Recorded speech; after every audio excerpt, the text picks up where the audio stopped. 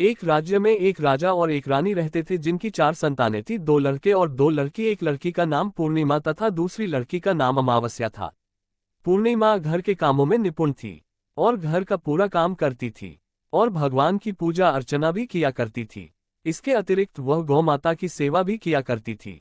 और उसकी दूसरी बहन अमावस्या ना ही घर का कोई काम करती थी, ना ही भगवान की पूजा अर्चना करती थी और ना ही गौ माता की सेवा करती थी। पूर्णिमा सर्वगुण संपन्न थी। फिर भी राजा और रानी अपने दोनों बेटों तथा पुत्री अमावस्या को ही प्यार किया करते थे और वह पूर्णिमा से प्यार नहीं करते थे, उसके साथ भेदभाव करते थे। राजा के चारों पुत्र और पुत्री धीरे धीरे बड़े हो रहे थे। जब वे बड़े हो गए, राजा ने अपने दोनों पुत्रों का विवाह योग्य कन्याओं के साथ करा दिया। इसके बाद रानी ने राजा से कहा कि अब दोनों पुत्री विवाह के योग्य हो गई है और इन दोनों का विवाह भी करा दो, लेकिन पुत्री अमावस्या का विवाह किसी बड़े खानदान में कराना और पूर्णिमा का विवाह किसी गरीब परिवार में कराना, क्योंकि पूर्णिमा को केवल भगवान की पूजा पाठ करना ही पसंद है और गाय की सेवा करना पसंद है। अब रानी ने राजा को दोनों पुत्रियों का रिश्ता तय करने के लिए भेज दिया। राजा ने अपने पड़ोसी राज्य में जाकर वहां के राजा के पुत्र से अमावस्या का रिश्ता तय कर दिया और वहीं पास के गांव में जाकर एक गरीब परिवार के लड़के से पुत्री पूर्णिमा का रिश्ता भी तय कर दिया। ये सारी बात जाकर राजा ने अपनी रानी से बताया तो रानी यह सोचने लगी कि अब देखते हैं कि भगवान इसकी मदद कैसे करते हैं। ये बहुत ही पूजा पाठ करती है और भगवान में मगन रहती है। पूर्णिमा का भाई और उसकी भाभी पूर्णिमा से बहुत प्यार करते हैं, क्योंकि पूर्णिमा उनके घर के कामों में उनका साथ देती है और कामों में उनका हाथ बताती है और यही उनकी दूसरी बहन अमावस्या उन पर अपना रोब जमाती है और घर का कोई कार्य नहीं करती। कुछ समय बीत जाने के बाद दोनों पुत्रियों का विवाह हो जाता है। राजा और रानी की विवाह के बाद अपनी दोनों पुत्रियों को विदाई देते हैं। विदाई देते समय राजा और रानी पुत्री अमावस्या को बहुत सारा धन और दौलत देकर विदा करते हैं और पूर्णिमा को भी कुछ भी नहीं देते, खाली हाथ अपने घर से विदा करते हैं। इसके बाद दोनों बहनें अपने अपने ससुराल को चली जाती है। कुछ दिन बीत जाते हैं और एक दिन अमावस्या अपने घर पर शिव जी की कथा रखती है, जिसमें वह सभी गांव वाले को निमंत्रण देती है और अपनी बहन पूर्णिमा को नहीं बुलाती। जब गांव की सभी औरतें अमावस्या के यहाँ जाती हैं तो यहाँ सब दृश्य पूर्णिमा अपने घर के दरवाजे के बाहर बैठकर देख रही होती है। तब वहां से गुजर रही औरतें पूर्णिमा से कहते हैं कि तुम्हारी बहन के यहाँ शिव जी की कथा रखी है, क्या तुम नहीं चलोगी? पूर्णिमा ने कहा, मुझे निमंत्रण नहीं आया है, मैं नहीं जा सकती। सभी गांव की औरतों ने पूर्णिमा से कहा, बुलाया नहीं तो क्या हुआ, भगवान शिव की कथा है, तुम हमारे साथ चलो। गांव की सभी औरतों की बात मानकर पूर्णिमा भी उनके साथ भगवान शिव की कथा में अमावस्या के घर चली जाती है। जब अमावस्या की नज़र पूर्णिमा पर पड़ती है तो वहां कहती है कि तुम यहाँ कैसे चली आई, मैंने तो तुम्हें बुलाया नहीं था। खैर कोई बात नहीं, अब तुम आ ही गई हो तो चुपचाप बैठी रहना। और यह कहते हुए अमावस्या में पूर्णिमा की गरीबी का भी मजाक उड़ाया। पूर्णिमा की आंखों में आंसू आ गए और रोते रोते मन ही मन में पूर्णिमा भगवान शिव से विनती करती है, हे भगवान, क्या पूजा पाठ करना गलत है? गौ माता की सेवा करना गलत है? आखिर मेरी गलती क्या है? आप मुझ पर अपनी कृपा दृष्टि कब बनाएंगे? पूर्णिमा बार बार भगवान शिव से यही कहती रहती। इतने में शिव कथा पूरी हो जाती है और अमावस्या भगवान का प्रसाद बांटने लगती है। वह सभी लोगों को प्रसाद देती है, लेकिन पूर्णिमा को वहां प्रसाद नहीं देती। पूर्णिमा बिना प्रसाद के ही अपने घर लौट जाती है। रास्ते में वह यहाँ सोचते हुए चलती है कि यदि बच्चे उससे कथा का प्रसाद मांगेंगे तो वह उन्हें क्या जवाब देगी। उसने सोचा था कि वह अपने मायके अपने भाई और भौजाई के यहाँ जाएगी और वहां जाते हुए वहां बच्चों के लिए कुछ लेकर जाएगी। ऐसा सोचते हुए वहां अपने घर वापस लौट आए। घर वापस लौटकर आने के बाद वह अपने पति और बच्चों से कहती है कि वह अपने मायके जा रही है। पति ने कहा ठीक है और कुछ समय के बाद पूर्णिमा अपने मायके के लिए रवाना हो गई। चलते चलते रास्ते में एक चबूतरा आया जिस पर तुलसी का पौधा लगा था। उस चौधरी पर एक बूढ़ी अम्मा बैठी हुई थी। वह कोई और नहीं, साक्षात तुलसी माँ थी। उस बूढ़ी माता ने पूर्णिमा से कहा, बिटिया तुम कौन हो और कहाँ जा रही हो? पूर्णिमा अपना परिचय देती है। परिचय देने के बाद बूढ़ी औरत ने पूर्णिमा से कहा कि यहाँ तुलसी का पौधा सूख रहा है, इसमें थोड़ा सा पानी डाल दो और इस चबूतरे की साफ सफाई कर दो, जिससे मुझे थोड़ी ठंडक मिलेगी। पूर्णिमा ने कहा कि ठीक है माँ, मैं तुलसी में पानी डाल देती हूँ और यहाँ की साफ सफाई भी कर देती हूँ। पूर्णिमा ने साफ सफाई करने के बाद बूढ़ी अम्मा को भी नहला दिया और बूढ़ी अम्मा की भी सेवा की, उनके पैर दबाए और बूढ़ी अम्मा से कहा कि माँ जी और बताइए मैं आपकी क्या सेवा करूं और कोई काम है तो बता दीजिए, मैं कर दूंगी। बूढ़ी अम्मा ने कहा कुछ नहीं, अब तुम जाओ और वापस आते समय मुझसे मिलते हुए जाना। पूर्णिमा ने बूढ़ी अम्मा से कहा ठीक है मामा जी, मैं जाती हूँ।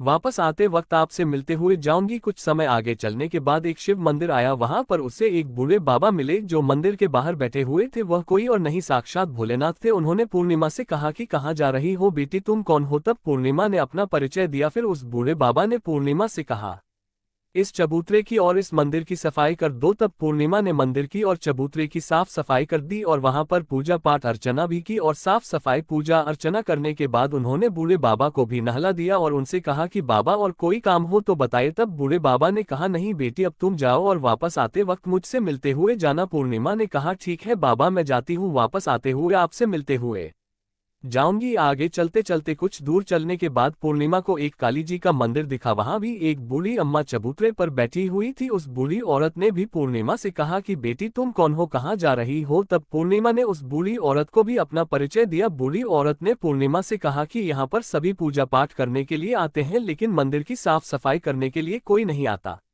इसीलिए तुम मंदिर की और चबूतरे की साफ सफाई कर दो। पूर्णिमा ने कहा, ठीक है माताजी। और पूर्णिमा मंदिर की और चबूतरे की साफ सफाई कर देती है और पूजा पाठ भी करती है और माताजी का श्रृंगार कर देती है और उस बूढ़ी अम्मा को भी नहला देती है और बूढ़ी अम्मा के पैर दबाती है और कहती है कि सभी काम हो गया है माँ जी, और कोई काम हो तो बताए। बूढ़ी अम्मा कहती है कि नहीं बेटी, अब तुम जाओ, लेकिन वापस आते वक्त मुझसे मिलते हुए जाना। पूर्णिमा कहती है ठीक है और वह आगे चली जाती है। आगे चलते चलते एक नदी आती है, वहां पर भी एक बूढ़ी अम्मा बैठी रहती है और वहां कहती है कि बेटी तुम कौन हो और कहां से आए हो। उसे भी पूर्णिमा अपना परिचय देती है। बूढ़ी औरत पूर्णिमा से कहती है कि नदी पर स्नान करने तो यहाँ पर सब आते हैं, लेकिन यहाँ की साफ सफाई कोई नहीं करता, इसलिए तुम इस किनारे पर साफ सफाई कर दो। पूर्णिमा कहती है ठीक है माँ जी, और वहाँ की साफ सफाई कर देती है और उस बूढ़ी अम्मा के पैर दबा दी है और कहती है माँ जी और कोई काम हो तो बताए। बूढ़ी औरत कहती है कि कुछ नहीं बेटी, तुम जाओ, लेकिन वापस आते वक्त मुझसे मिलते हुए जाना। और वहाँ नाव में बैठकर नदी के दूसरे किनारे पहुँच जाती है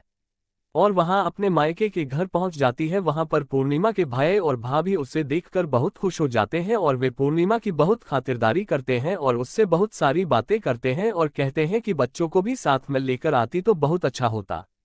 अब कुछ समय के बाद पूर्णिमा ने वापस अपने ससुराल जाने को कहा तो उसकी भाभी ने उसके लिए एक साड़ी दी और खेलों में बच्चों के लिए कपड़े और खाने पीने की कुछ चीजें रख दी और कहा कि तुम बहुत दिनों के बाद आती हो। और पूर्णिमा की भाभी ने ये थैला पूर्णिमा के हाथ में दे दिया और कहा कि जाओ और जल्दी वापस आना। इसके बाद पूर्णिमा वहां से अपने ससुराल के लिए रवाना हो गई और उसी की नदी के किनारे पहुंची और नाव में बैठकर दूसरे किनारे पर उतर गई। वहां पर उतरने के बाद वहां पर उसे वही बूढ़ी अम्मा मिली जो साक्षात गंगा मैया थी। उस बूढ़ी अम्मा ने पूर्णिमा को एक फैला दिया और कहा कि इसे तुम अपने घर जाकर ही खोलना। अब पूर्णिमा के पास बहुत पहले हो गए थे।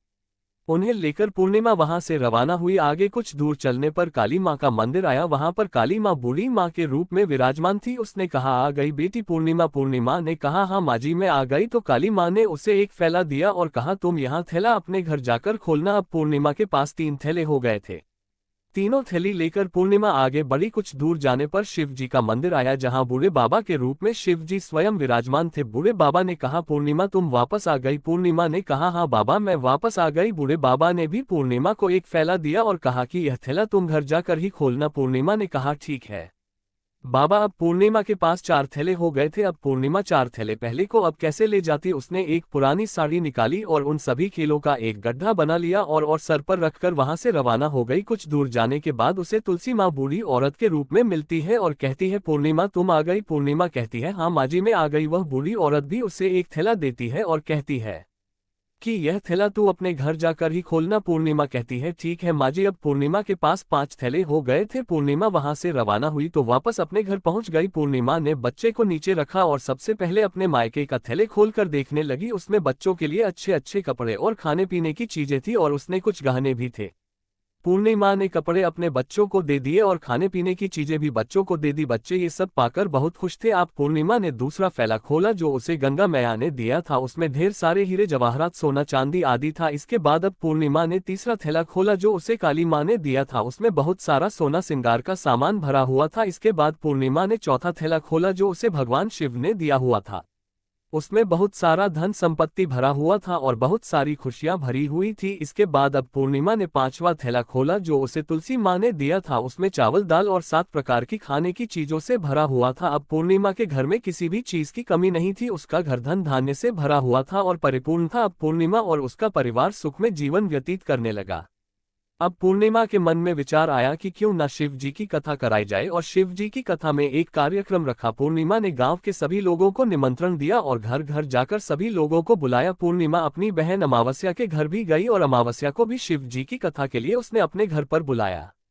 जब अमावस्या पूर्णिमा के घर शिव जी की कथा में आई तो उसने देखा कि पूर्णिमा के घर में किसी भी चीज की कोई कमी नहीं है। इतना सारा धन दौलत देखकर अमावस्या आश्चर्यचकित हो गई। उसने पूर्णिमा से कहा कि तुम्हारे घर में इतनी धन और दौलत कहाँ से आई। पूर्णिमा ने कहा, देखो बहन, तुमने शिव जी की कथा में मुझे नहीं बुलाया था, फिर भी मैं चली आई और तुमने मुझे प्रसाद तक नहीं दिया और मेरी गरीबी का मजाक भी उड़ाया। उसके बाद मैं अपने घर आ गई और घर आते हुए मन ही मन में सोच रही थी कि अपने मायके जाऊंगी और मैं अपने मायके चली गई और जो कुछ घटना इस बीच हुई वह सभी घटना अपनी बहन अमावस्या को बताती है तो अमावस्या कहती है कि तुम भी मुझे प्रसाद मत दो और मुझे डांट लो। लेकिन पूर्णिमा ने कहा कि यह तो भगवान का प्रसाद है, मैं तो सबको दूंगी और तुम्हें भी दूंगी। फिर भी अमावस्या ने प्रसाद नहीं लिया और वह सीधे अपने घर चली गई। घर जाकर अपने बच्चों से कहकर वहां अपने मायके जाने के लिए तैयार हो गई और मायके के लिए निकल गई। उसे भी रास्ते में चलते चलते तुलसी माँ मिली जो चबूतरे पर बूढ़ी माँ के रूप में बैठी हुई थी। बूढ़ी माँ ने अमावस्या से कहा कि बेटी, कौन हो तुम और कहाँ जा रही है। अमावस्या ने अपना परिचय दिया। बूढ़ी माँ ने कहा, बेटी, ये तुलसी का पौधा सूख रहा है, इसमें थोड़ा सा पानी डाल दो और इस चबूतरे की साफ सफाई कर दो। इस पर अमावस्या ने कहा, बुढ़िया, तुझे दिखाई नहीं दे रहा कि मैंने इतनी महंगी साड़ी पहन रखी है, ये गंदी हो जाएगी। ऐसा कहकर वहां से आगे चली गई। आगे जाने पर उसे भगवान शिव मिले जिसे भी उसने ऐसा ही कहा। उसके बाद आगे जाने पर उसे काली माँ मिली जिससे भी उसने यही सारी बातें कहीं। आगे जाने पर उसे गंगा मिले जिससे भी उसने यही सब कहा और आगे चली गई। इसके बाद अमावस्या जब नाव में बैठने लगी तो उसे नाव में फूलों की जगह कांटे भरे थे जो उसके पैरों में शुभ रहे थे। किनारे पर उतरकर वहां अपने मायके चली गई। जब वहां उसे उसकी भाभियों ने तथा भाइयों ने देखा तो मन ही मन में कहने लगे कि काम की नाकाज की ढाई मन अनाज की अबा ही गई हो तो ठीक है। पूर्णिमा तो हमारे कामों में हाथ बताती थी, यह कोई काम करेगी तो नहीं। अब उन्होंने खाना बनाया और खा पीकर सभी सो गए। अमावस्या जब सुबह उठी और अपनी भाभियों से कहा कि मैं अपने ससुराल जा रही हूँ, उन्होंने कहा कि ठीक है जाओ। अमावस्या बोली, पूर्णिमा को तो तुमने एक फैला दिया था और मुझे कुछ नहीं दोगे क्या भाई। और भाभी ने कहा कि तुम घर जाओ, थैले तुम्हारे घर पहुंच जाएगा। फिर अमावस्या वहां से निकल गई और नदी के किनारे पर पहुंची। वहां गंगा मैया बूढ़ी औरत का रूप धारण करके बैठी हुई थी। बूढ़ी माँ ने कहा, आ गई बेटी, तो उसने कहा, हाँ मैं आ गई। अमावस्या ने कहा, तुमने पूर्णिमा को एक फैला दिया था और मुझे नहीं दोगी क्या। बूढ़ी अम्मा ने कहा, तुम घर जाओ, थैले तुम्हारे घर पहुंच जाएगा। इसके बाद आगे जाने पर उसे काली मैया मिली जिसने भी अमावस्या को यही कहा। इसके बाद आगे जाने पर उसे शिव भगवान मिले जिन्होंने भी अमावस्या से यही कहा। इसके बाद आगे जाने पर उसे तुलसी माँ मिली और उसने भी अमावस्या से यही कहा, तुम घर जाओ, थैले तुम्हारे घर पहुंच जाएगा। अमावस्या अपने घर पहुंच गई है। आंगन में ने देखा तो वहां पर 5 थैले पड़े हुए थे। अमावस्या ने मन ही मन सोचा कि अब तो मेरे पास बहुत सारी धन और दौलत आ जाएगी। जल्दी जल्दी उसमें सभी थैले को खोला। किसी में मिट्टी थे तो किसी ने पत्थर, किसी में कंकर और किसी में कोयला। उसे मायके से भी कुछ नहीं मिला था, इन थैले में कुछ भी नहीं था। अमावस्या दौड़ती हुई पूर्णिमा के घर गई और कहती है कि तुम्हें तो इतना सब कुछ मिला, मुझे तो कुछ नहीं मिला, आखिर क्यों। तो पूर्णिमा कहती है कि जब मैं अपने मायके जाती हूँ तो अपनी भाभियों के साथ उनके कामों में हाथ बताती हूँ, उनके साथ मिलकर काम करती हूँ, लेकिन तुम ऐसा कुछ नहीं करती, उनकी इज्जत भी नहीं करती, इसलिए वह तुम्हें भला क्या देंगे। इसके बाद तुमने गंगा मैया को ठुकरा दिया और काली माँ को भी ठुकरा दिया और भगवान शिव को भी तुमने ठुकरा दिया, इसलिए उन्होंने भी तुम्हें कुछ नहीं दिया। अमावस्या कहती है कि बहन तुम मुझे माफ कर दो, मैंने तुम पर हमेशा अत्याचार किया है, मुझे कुछ नहीं मिला तो कोई बात नहीं, मैं भी भगवान की भक्ति करूंगी और सब कुछ प्राप्त कर लूंगी, मुझे इन सब चीजों का रहस्य बताओ। तो पूर्णिमा ने कहा कि तुम 3 सूत्र का ज्ञान ले लो और उसकी कथा करना। पहले सूत्र में दया मांगना और दूसरे सूत्र में कथा मांगना और तीसरे सूत्र में 108 बार ओम नमः शिवाय का जाप करना। बहन, भगवान ने ये सूत्र दिए हैं, इनको अपने हृदय में बसा लेना। मैंने भी ये 3 सूत्र अपने जीवन में अपनाए थे और सच्चे मन से भगवान की भक्ति पूजा पाठ की थी, फिर भगवान ने मुझे ये सब कुछ दिया और तुम्हारे पास जो कुछ था वह भी सब खत्म हो गया। इसके बाद अमावस्या अपने घर गई और भगवान की पूजा पाठ करने लगी। भगवान शिव से उसने माफी मांगी और गौ माता की सेवा भी की और दूसरों की मदद भी करने लगी।